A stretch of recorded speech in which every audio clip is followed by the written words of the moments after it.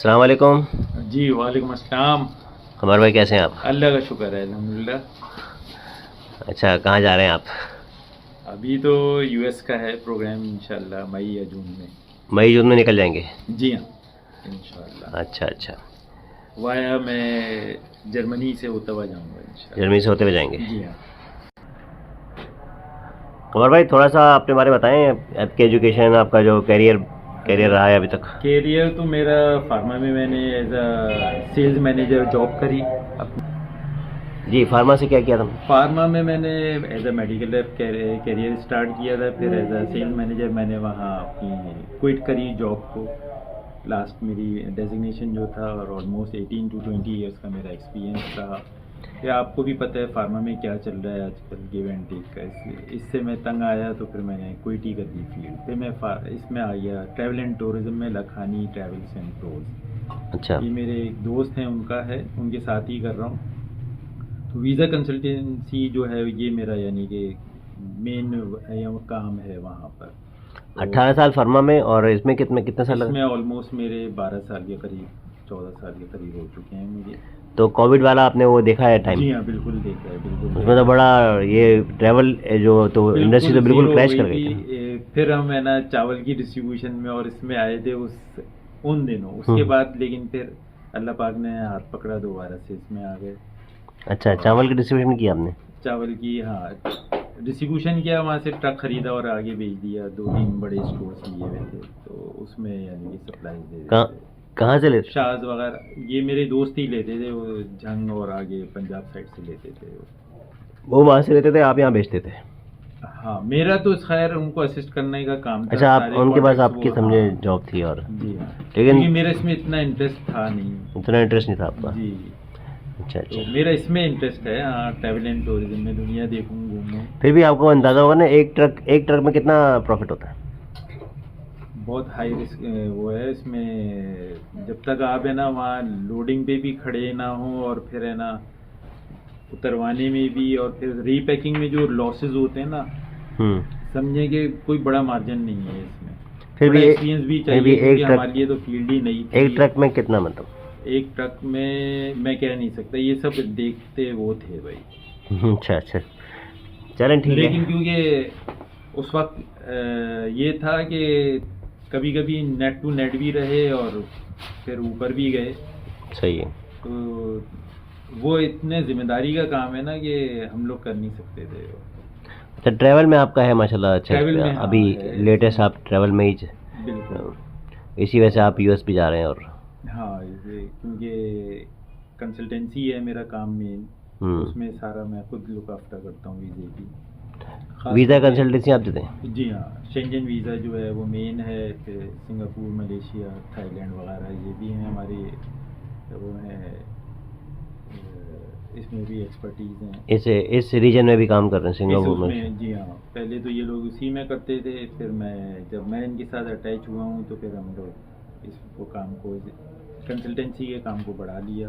इसमें शेंजन है, यूएस है, कनाडा है।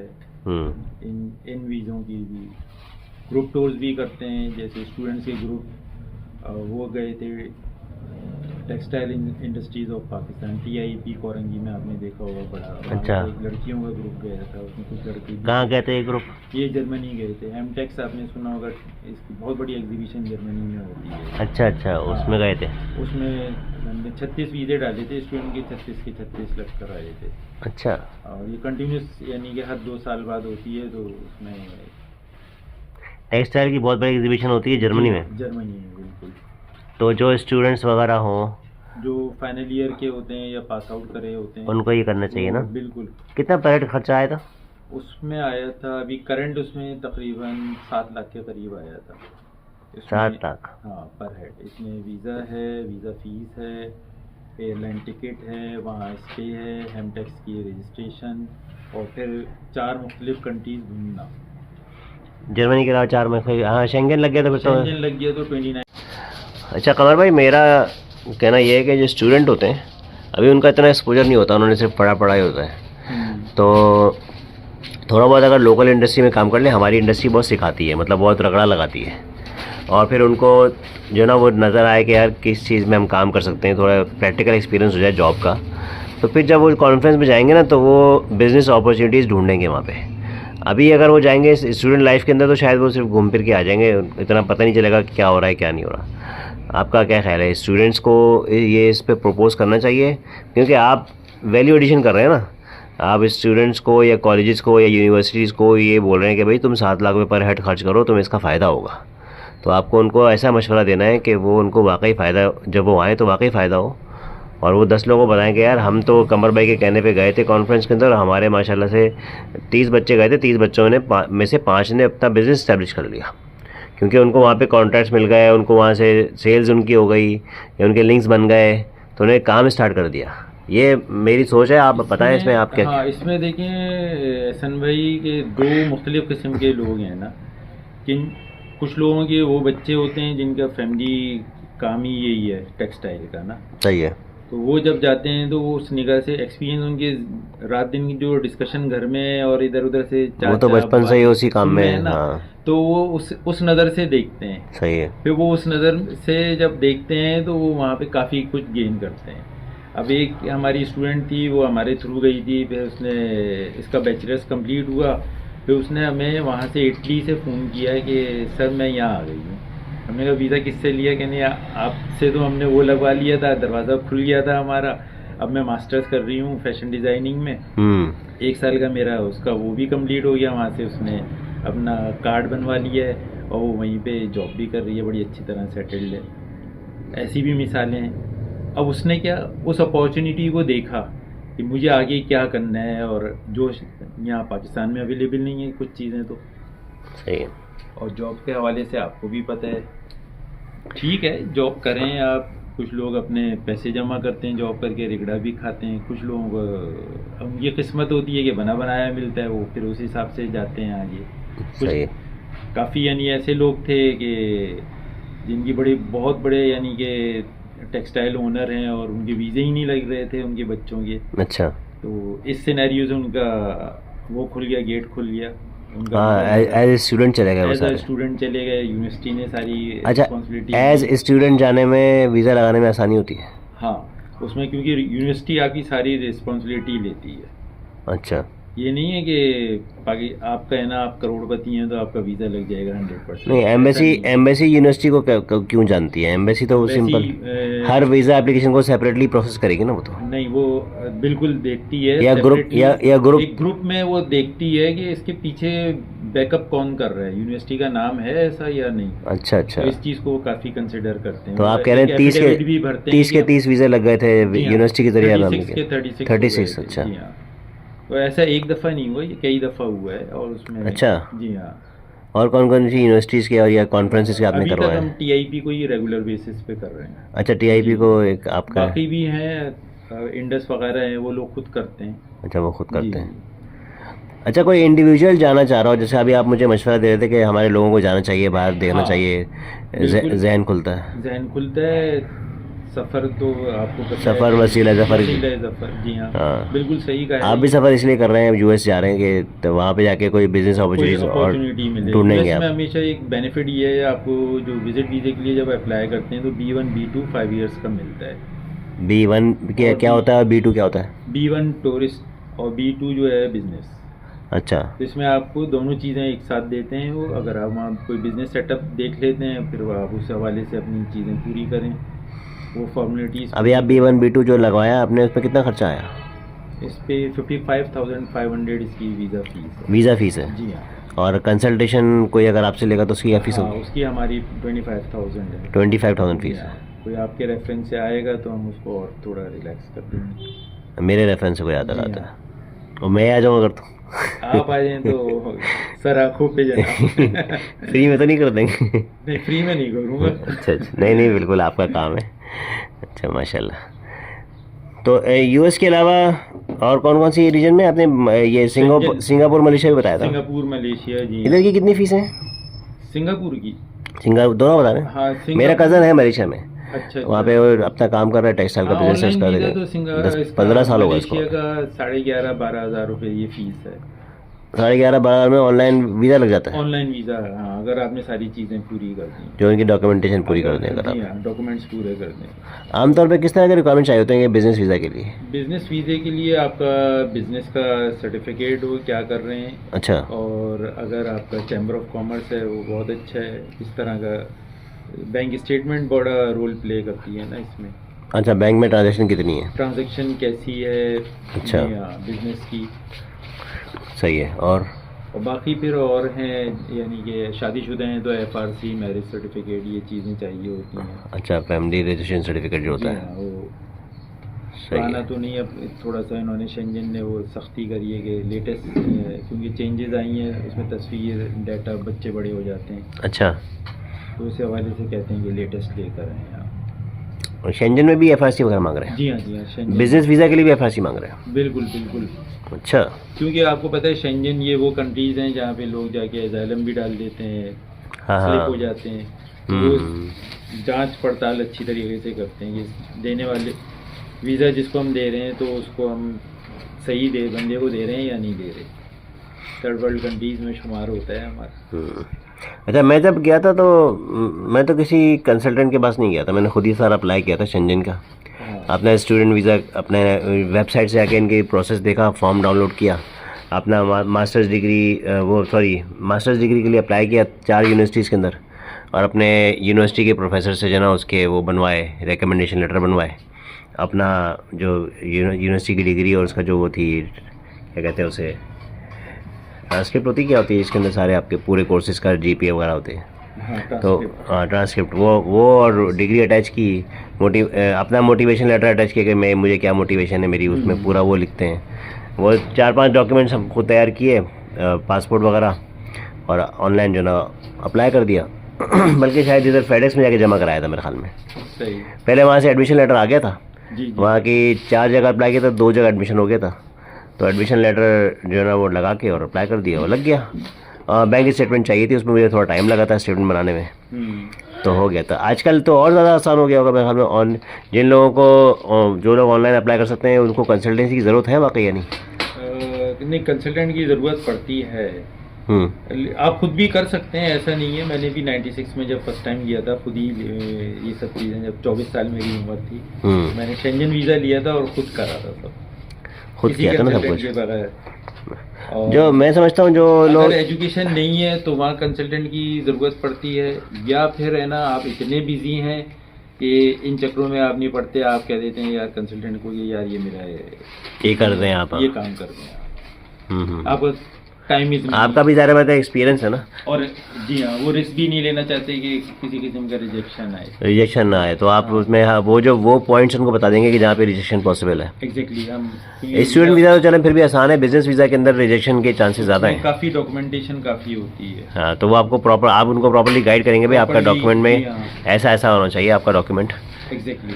हाँ, सही है कि तो लोग आपके साथ 10-12 साल से आप हैं ना, तो लोग जाके वापस आके मिलते हैं, बताते हैं, फीडबैक देते हैं कि भाई हम वहाँ गए तो हमें ऐसा फ़ायदा हुआ, या स्टूडेंट से हम सवालात कर लेते हैं, और या उनको दोबारा ज़रूरत पड़ती है तो वो आते हैं फीडबैक देने। अदरवाइज़ तो हमारे यहाँ फीडबैक का निज़ाम है नहीं, कि कोई बताता नहीं है, बताते नहीं है लोग। हाँ।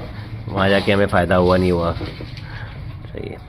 तो आप ये, जिसके अगर कोई लिंक्स ना हो, जैसे बायर, जैसे अब बहुत से लोग हैं वो कहते हैं यार दुबई चक्कर लगाते हैं, जॉब ढूंढने की, हो सकता है मिल जाए, तो वहाँ पे, लेकिन अगर किसी का कोई जानने वाला ना हो, लिंक्स वगैरह ना हो, तो आप फिर वहाँ पे कोई कम्युनिटी से उनको लिंक भी कर देते हैं या नहीं?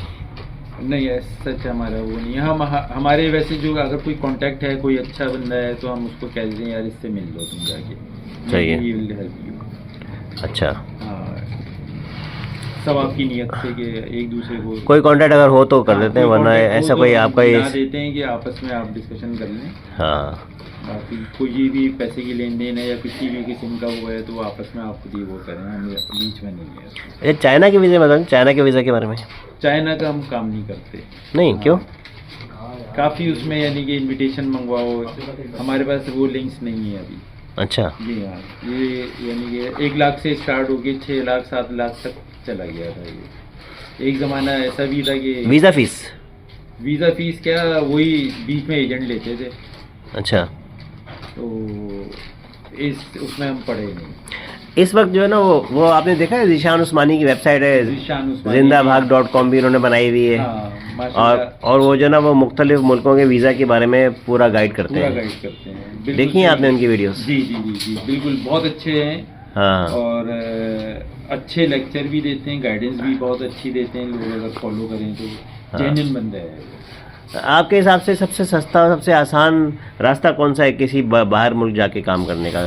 जो ये तो जब तक आपके लिंक्स ना हो कि बाहर कोई आसान नहीं है कमाना। अच्छा, जी हाँ। नहीं जाना बहुत आसान हो, जैसे अब जाना तो देखें, अजरबैजान चले जाएं आप, सही है। अच्छा। पहले दुबई कितना आसान था, अब कितना मुश्किल हो गया है दुबई का। दुबई मुश्किल हो गया? जी हाँ, दुबई ये वीज़े में काफ़ी रिजेक्शन आ रही है। अच्छा, बहुत ज़्यादा। सऊदीया ने भी बहुत सारी कैटेगरीज मैंने सुना ख़त्म कर दी हैं, लेबर कैटेगरीज ख़त्म कर दी हैं। हाई जो ना हाई स्किल लेबर को बुला रहे हैं, बिल्कुल। लेबर अपने लोगों को दे रहे हैं। अपने लोग तो उनके काफ़ी रिच हैं, वो बदबू अच्छा। वगैरह। जी हाँ, अगर वो उसमें आ जाएं तो सही है।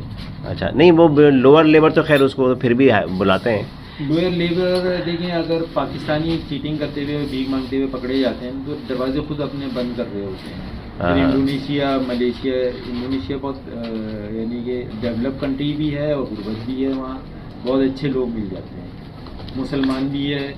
हाँ हाँ। वहाँ से उनको टर्की के वीज़ा भी काम करते हैं आप? टर्की के वीज़ा भी कर देते हैं। करते हैं। उसका कितना खर्चा है? उसकी 37,000 रुपये उसकी फ़ीस है। अच्छा। और 5 से 10,000 हम कंसल्टेशन के ले लेते हैं। वैसे कंसल्टेशन की अब ज़रूरत नहीं है, क्योंकि इन्होंने अपना सेटअप में यहाँ पे बना लिया है क्लिफ्टन में। अच्छा। वो सब चीज़ें वहीं से गाइड करेंगे, ये चीज़ें लेकर। इंडिया उसका नाम भूल रहा हूँ मैं। खैर वो जब आप अप्लाई करेंगे किसी कंसल्टेंट की ज़रूरत नहीं है। या सबसे मुश्किल वीज़ा तो कहते हैं यूएस का ही होता है ना? यूएस का है, और उसमें सबसे आसान भी मैं कहता हूँ। अच्छा, क्यों? एक ही सवाल करते हैं, इससे पहले घूमें, अगर समझ आ जाए सही है। और कोई डॉक्यूमेंट की ज़रूरत नहीं है, कोई बैंक स्टेटमेंट की ज़रूरत नहीं है, आपको कुछ नहीं लेके जाना, फॉर्म भरें और चलिए। नहीं, एक ही सवाल करते हैं कि इससे पहले आप कहीं घूमें, जहाँ आप है ना न्यू एप्लीकेंट कहीं फंसता है। अच्छा। कभी ऐसा भी नहीं होता कि आप बिल्कुल ब्लैंक पासपोर्ट है और आपको वीज़ा दे देते हैं। अच्छा, वो आपको बाकी जज जगह करते तो हैं? आपकी ट्रैवल हिस्ट्री देखते हैं ना, कनाडा में देखते हैं। ट्रैवल हिस्ट्री क्यों इम्पोर्टेंट होती है? ट्रैवल हिस्ट्री इसलिए कि हमारे मुल्क में लोग है ना किसी अच्छे मुल्क गए हों और वापस आ जाएं, तो वीज़ा ऑफिसर को ये एश्योरेंस हो जाती है कि यार ये बंदा स्लिप नहीं होगा हमारे मुल्क में। अच्छा, इसलिए वो ट्रैवल हिस्ट्री को देखते हैं, घूमने फिरने वाला है। अच्छा, घूमने फिरने वाला बंदा है। जी हाँ, वरना तो वीज़ा ऑफिसर को यही है कि पाकिस्तानी है, ये वहाँ जाएगा स्लिप हो जाएगा। अच्छा। हाँ, एजाइलम डालेगा तो हमारी टैक्सों पे पलेगा, हमारे लोग हमारे ऊपर सवालात उठाएंगे। अच्छा, उन लोगों को ये मसला होता है कि लोग आके यहाँ पे जो ना वो पढ़ ना जाए। जी हाँ, बिल्कुल। चाहिए तो बहुत, आपको पता ही है मुल्क में कैसे कैसे लोग हैं। अच्छा, हर मुल्क जापान का मैंने सुना आजकल बहुत सस्ता हो गया। हाँ, वो जापान। बहुत आसान हो गया। जापान उन लोगों को काफ़ी वीज़े दे वर्क रहा है। फोर्स की बहुत ज़रूरत है, बिल्कुल। उनकी आबादी सारी बुढ़ी हो गई है। एग्जैक्टली ऐसे ही है, जर्मनी में भी ऐसे ही है और जापान में भी ऐसे ही, बल्कि पूरे यूरोप में लोग चाहिए। और पाकिस्तान उन मुल्क चंद ममालिक में है जिसमें यंग जनरेशन की तादाद बहुत ज़्यादा है। हाँ, इसलिए यहाँ से लोग भी ड्रेन हो रहे हैं, ड्रेन बाहर। जापान के आपने वर्किंग की है? इसमें कितना मुश्किल है, नहीं, कितना आसान है? मैंने आसान वीज़ा है, कोई ऐसा वो नहीं है। फीस भी कम है, पहले 4,000 थी, अब शायद 12,000 रुपये फ़ीस हो गई है। अपॉइंटमेंट के लिए लोग है ना पर या तो खुद ले लें, वरना एक कंसल्टेंट की ज़रूरत होती है। कोई लाख रुपए मांग लेता है, कोई 25,000, कोई 20,000, कोई 10,000। अच्छा। लेकिन मैं कहता हूँ खुद जाएं आप, देख लें, अगर कर सकते हैं तो खुद अपॉइंटमेंट। बैठना पड़ता है, सर्च करना पड़ता है। और वहाँ पे अब जैसे मैं आपको बताऊँ कि तकरीबन 70 लाख लोगों की सिर्फ जर्मनी में लोगों की ज़रूरत है 2036 तक। 70 लाख लोगों की? 70 लाख, और दुनिया भर से। तो ये बड़ी अच्छी अपॉर्चुनिटी है, लोग वो कर लें। A1 A2 का कोर्स करें, लैंग्वेज B1 करें, हाउस बिल्डिंग का एक डिप्लोमा होता है वो कर लें जर्मनी में। अच्छा। तो हाउस बिल्डिंग में एक बेनिफिट ये है कि आपको है ना साथ साथ आप डिप्लोमा भी कर रहे हैं, और वो एक 10 से 1200 800 से 1200 यूरो पर मंथ आपको एक्सपेंसिव स्टिपेंड की मद में देते हैं। स्टिपेंड देते हैं हाउस हाँ। बिल्डिंग के इसमें? डिप्लोमा करने वाले। अच्छा।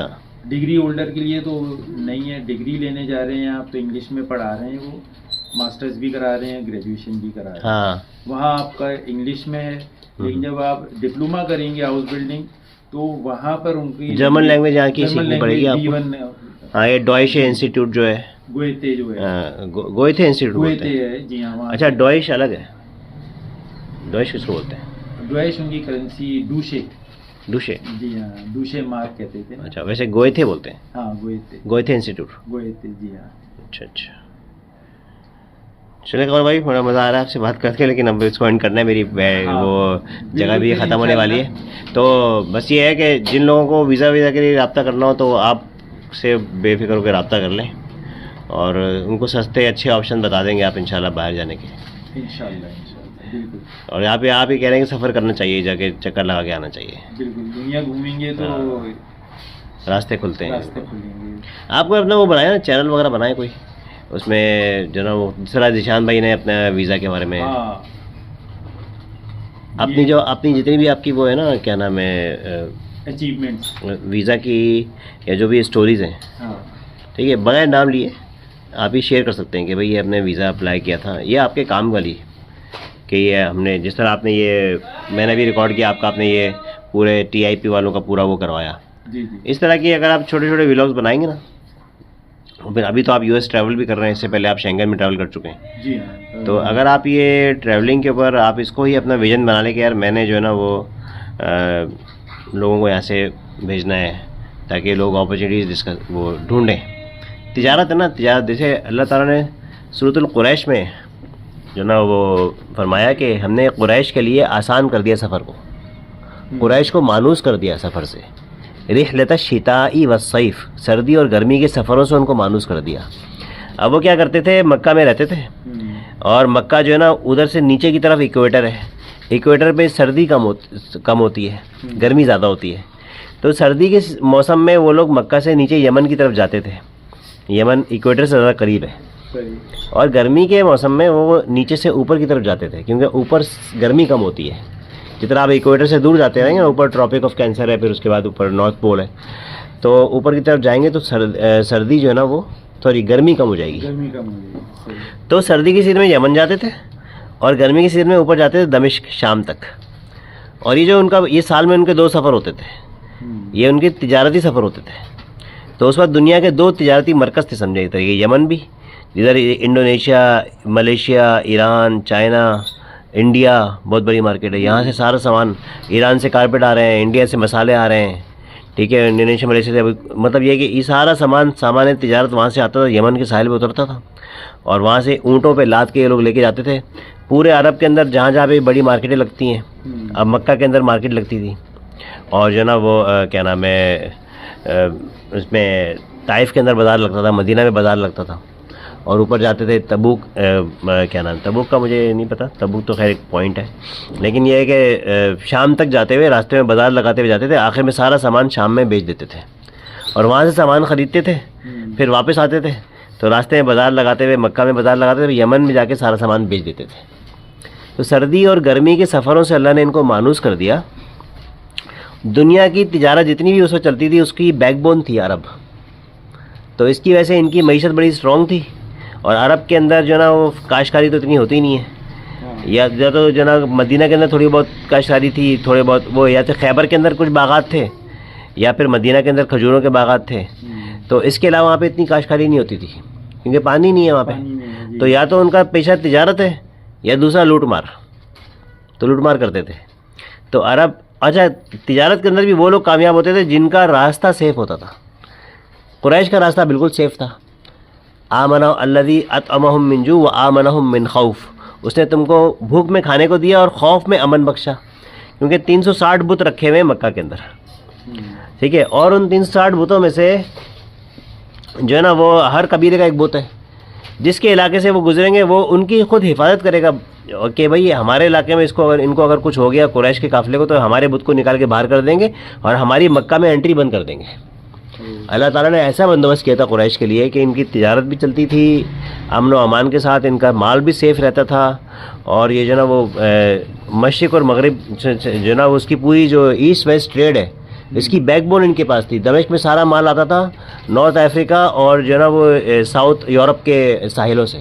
साउथ यूरोप के अंदर आप देख लें, स्पेन से शुरू करें, स्पेन, पुर्तगाल, उसके बाद भी जो है ना वो आगे फ्रांस तो ऊपर है, नीचे आगे इटली आता है, ग्रीस आता है, उसके बाद फिर जो है ना ये अपना ये आता है टर्की आ जाता है, ये पूरा ये हाँ।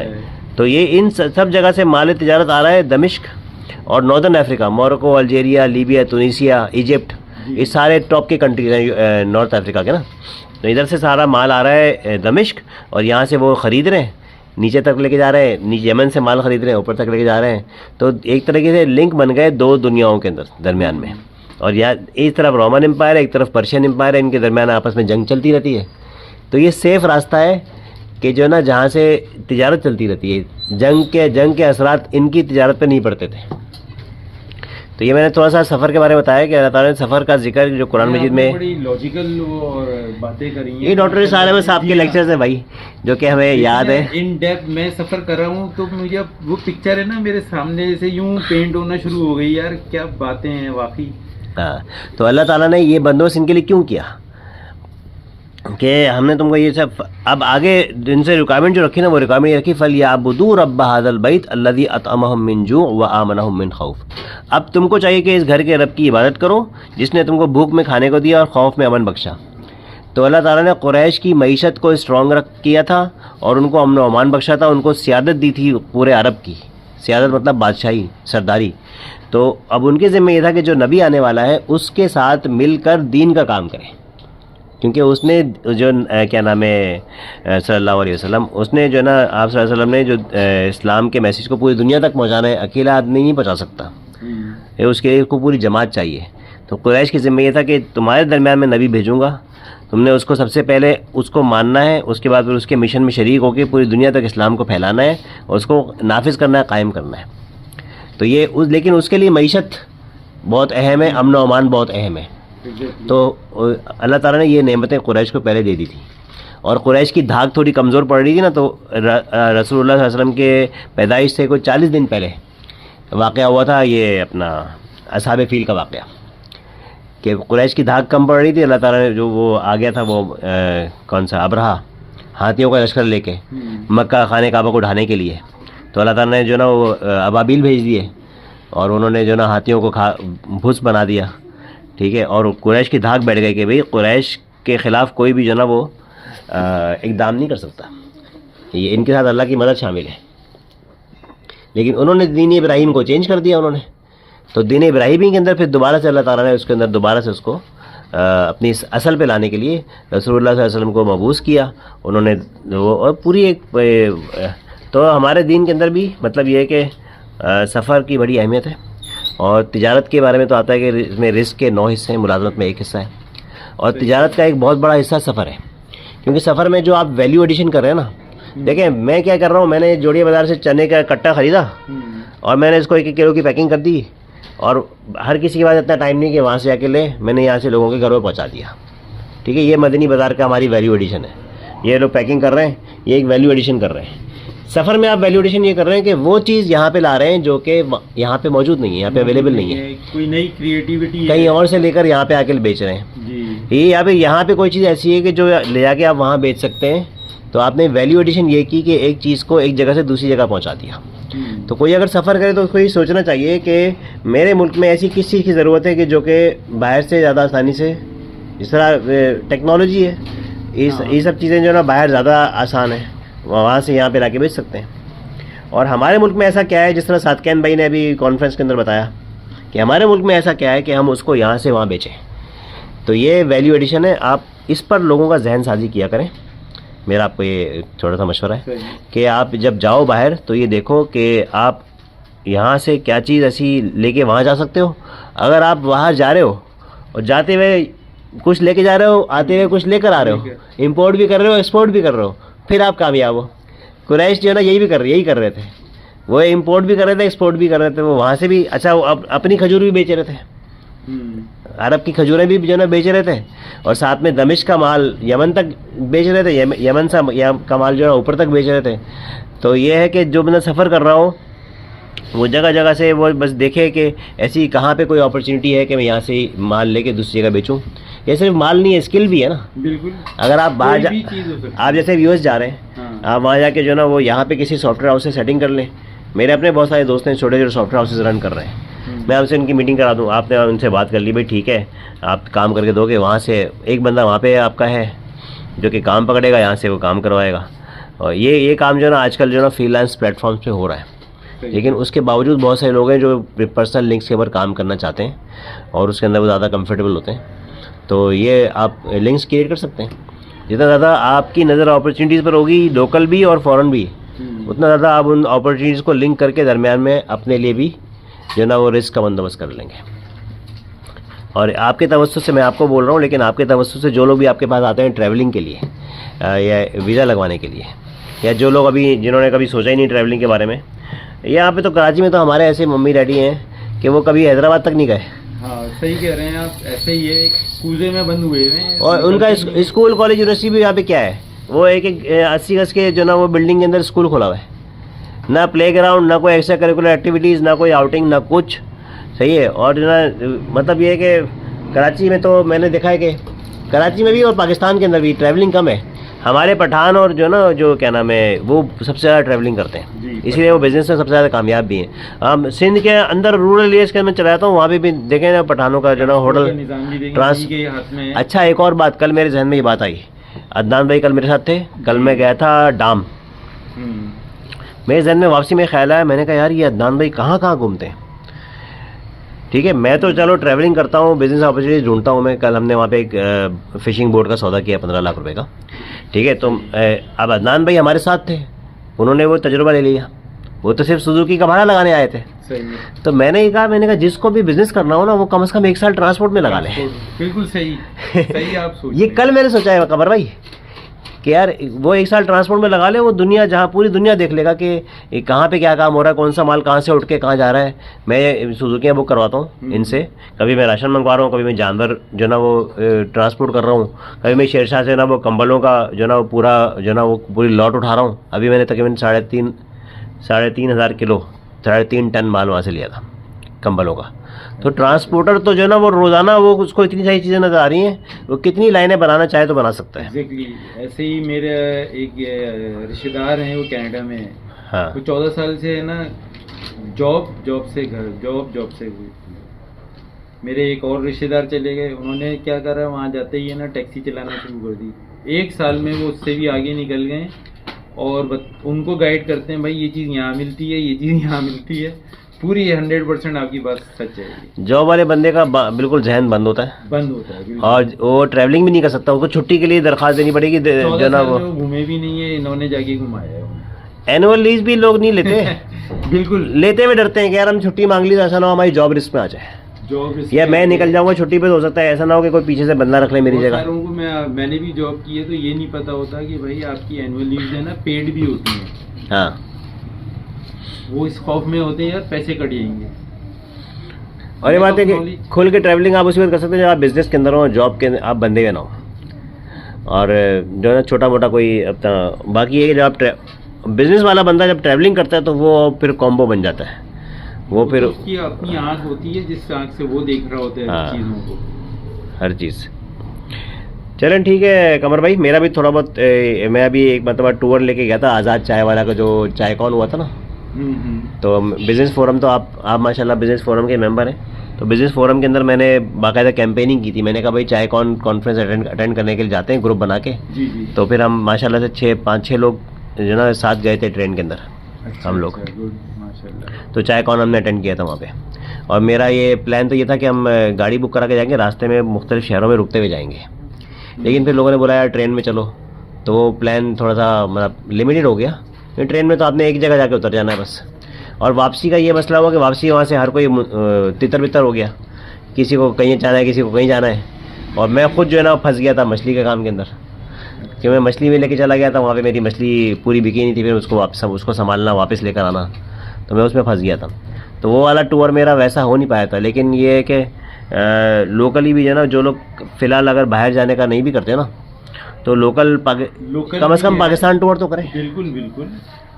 कोरोना में हमने पाकिस्तान टूर पे ही फिर काम स्टार्ट कर दिया था हम, क्योंकि अच्छा। शुरू से इंटरनेशनल उस पे रहे। हाँ। फिर हमने सोचा था इस्लामाबाद तक अपनी गाड़ी में जाएंगे, वहाँ से फिर ड्राइवर कर लेंगे, लेकिन रोड इतने शानदार बने, हम खुद ड्राइव करते करते पंजाब तक, चाइना बॉर्डर तक पहुँच गए।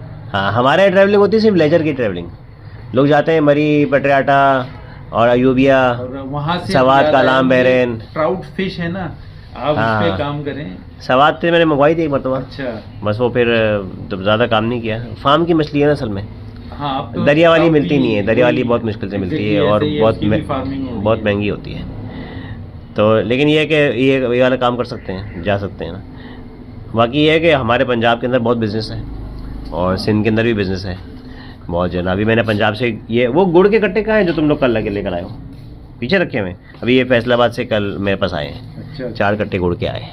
और मैं तेल भी मंगवा रहा हूँ। इस बार तो मैंने कि इरादा किया, मैंने कहा कोकोनट ऑयल की जगह ना सरसों का तेल चलाऊंगा राशन के अंदर। अच्छी सेहतमंद चीज़ लोगों को मिलेगी हाँ। और जो ना वो हमारी लोकल इंडस्ट्री डेवलप होगी इससे। और ये तो सारा जितना भी कोकोनट ऑयल है सारा इम्पोर्ट हो रहा ना, टैंकर आ रहे हैं वहाँ से और यहाँ से पोर्ट कासिम पे लोग फिलिंग कर रहे हैं, फिलिंग करके जो सप्लाई कर रहे हैं।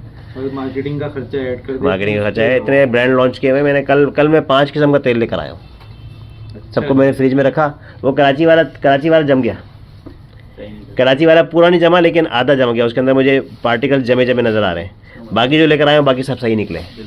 अब मैंने ये किया कि मैंने जो है ना वो मैंने कहा यार ये मीज़ान और ये सब ब्रांडेड वाले हैं महंगे, जो कम अननोन ब्रांड्स है ना, बोला कि चेक करता हूँ। मुझे दुकानदारों ने मशवरा दिया ये ले अच्छा है, जमता नहीं है।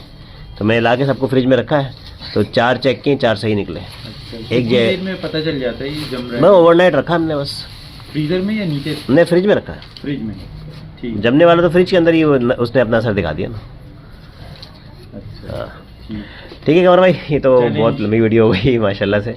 भाई जिन लोगों को भी रब्ता करना सफ़र वगैरह के हवाले से, कमर भाई से बातचीत करें, मिले जुलें, ठीक है। और इरादा करें कहीं एक चक्कर लगाएं, बाहर घूम फिर के आ जाएं, तो इंशाल्लाह अपॉर्चुनिटीज़ को लेंगी। ठीक है, जज़ाकल्लाह, अस्सलाम वालेकुम।